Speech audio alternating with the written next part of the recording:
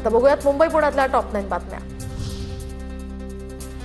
मुंबईला पाणी पुरवठा करणाऱ्या धरणांमध्ये 14% पाणीसाठा शिल्लक, तर हे पाणी जुलैच्या मध्यापर्यंत पुरणार। तर पुण्यातील धरणांमध्ये 20% पाणीसाठा शिल्लक। पुणे पालिका दिवसाआड पाणी पुरवठा करण्याच्या तयारीत, पाणी जपून वापरण्याचंही आवाहन। दक्षिण मुंबईतली जुनी एअर इंडियाची इमारत आता महाराष्ट्र सरकारच्या मालकीची। राज्य सरकारकडून अधिकृत नामफलक, तर काही दिवसांपूर्वीच ही इमारत सरकारकडे हस्तांतरित।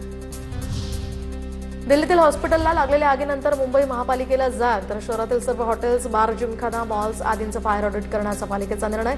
पालिका प्रशासनाकडून शहरातील हॉटेल्स आणि बारची आजपासून तपासणी। अमरनाथमधील अनधिकृत फेरीवाल्यांविरोधात मनसे आक्रमक, मुख्याधिकाऱ्यांना हातगाडी भेट देण्याचा इशारा। वारंवार तक्रारी आणि नोटिसा देऊन सुद्धा कारवाई होत नसल्याचा मनसेचा आरोप। पुणेकरांवर पाणी कपातीचं संकट, 1 दिवसाआड पाणी पुरवठा करण्याच्या निर्णयावर विचार सुरू। मान्सूनला झालेला विलंब आणि धरण क्षेत्रातील घटलेला पाणीसाठा यामुळे निर्णय होण्याची शक्यता। धरणांमध्ये 20% पाणीसाठा शिल्लक। राज्यातील कृषी पदवी अभ्यासक्रमाच्या प्रवेश प्रक्रियेला सुरुवात, तर सीईटी कक्षाकडून बीएससी ऑनर्स कृषी अभ्यासक्रमाच्या प्रवेश प्रक्रियेला सुरुवात। विद्यार्थ्यांना 12 जूनपर्यंत ऑनलाईन अर्ज करता येणार।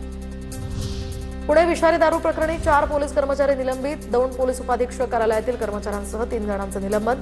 उरुळी, कांचन, यवत आणि दौंड विभागातील कर्मचाऱ्यांवर ही कारवाई।